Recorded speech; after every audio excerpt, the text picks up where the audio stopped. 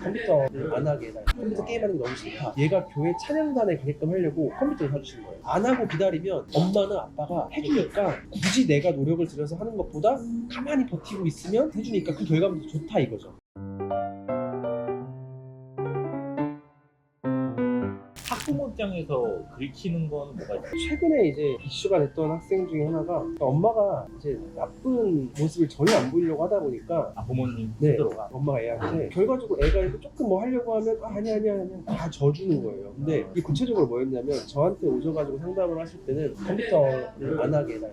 컴퓨터 게임하는 게 너무 싫다. 그래가지고 게임하는 게 너무 싫으니까 좀 공부하게끔 하려면 안 하게끔 해주면 좋겠다라고 해가지고 그걸로 막 상담을 하고 있는데 얘가 컴퓨터를 샀대요. 이유가 보니까 얘네 어머니 아버님 이제 교회를 되게 열심히 다니시니까 얘가 교회 찬양단에 가게끔 하려고 컴퓨터를 사주신 거예요. 근데 이제 그렇게 되면 애한테는 부적의 논리가 생기는 거죠. 엄마가 사준 건데 엄마가 나 찬양단 가면 사준다고 해가지고 한 거고 이걸로 게임하는 건데 뭐가 문제? 약간 이렇게 되는 거예요. 그때 이제 저랑 또 아이가 또 부딪히게 되는데 그거에 대해 가지고 이제 얘기를 강하게 하면 이제 어머니 입장에서는 얘가 좀 부추길까 봐 걱정돼요. 이런 어머니들 사실 많아요. 어제 같은 경우도 계속 애가 집에서 자다가 늦게 온 거예요. 근데 엄마가 퇴근하고 어머니가 자고 있었던 거죠. 근데 엄마한테 이제 애가 일어나가지고는 나 개별주도 숙제도 하나도 못했다. 나 지금 내가 잠들어가지고 못했다. 짜증을 막 냈대요. 엄마는 또 얘가 지 공부인데 짜증 낸다. 혼내달라 와요. 아니 어머님 제가 오늘 눈물 쏙 빼놓겠다고 하잖아요.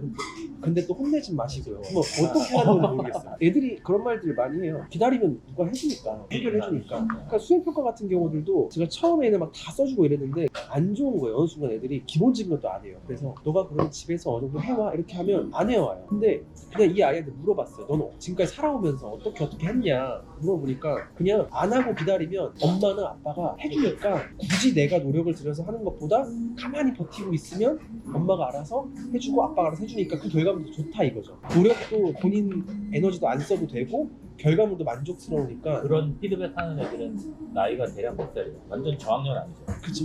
저학년 컸죠. 중3, 고1 막 이런 그쵸. 보통 그쵸. 고등학교 정도 돼야지 애들이 이제 중학교 때 그거를 본 거예요. 내가 안 했을 때 우리 엄마 아빠가 어떻게 하는가.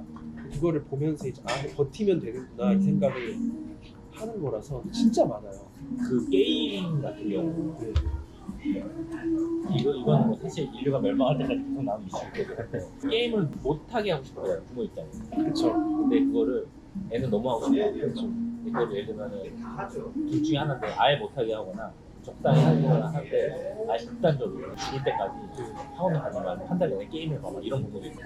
그런 부모님들은 홧김에 그러시는 부모님들이 있으시다고 하더라고요. 한 달 동안 이건 아닌데 너무 말을 안 들으니까 주말 동안 네가 하고 싶은 거 다 해. 근데 그런 어머님들이 어차피 1, 2주 이상 못 버티세요. 어머님들이 돌아버리는 거예요. 애들이 진짜 1주 내내 게임만 할 수도 있어요. 그쵸. 아 그래요? 그쵸. 그러니까 본인이 욕심이 좀 있는 친구들은 안 그러겠죠. 근데 사실 한 6등급 정도 애들부터는 오히려 땡큐예요. 아 그래요? 진짜 막 해버려요. 1년 내내 할 수도 있는 거야. 얘들은 그냥 아예 아무것도 안 하고 그냥 놀리지 않을까? 계속 게임만 하면. 저도 그게 궁금해요. 안 질리냐고. 질리면 다른 게임 하면 된대요. 질리면 다른 게임 하고 뭐 하다가 유튜브 갔다가 이렇게 하면 된대요. 그렇게 하더라고. 그러면 이제 한 2주 넘어가면 그때부터 엄마 아빠가 이제 항복하는 거죠. 그러면 애들은 또 이제 엄마 아빠가 하라 그랬지 않냐. 왜 말 바꾸냐.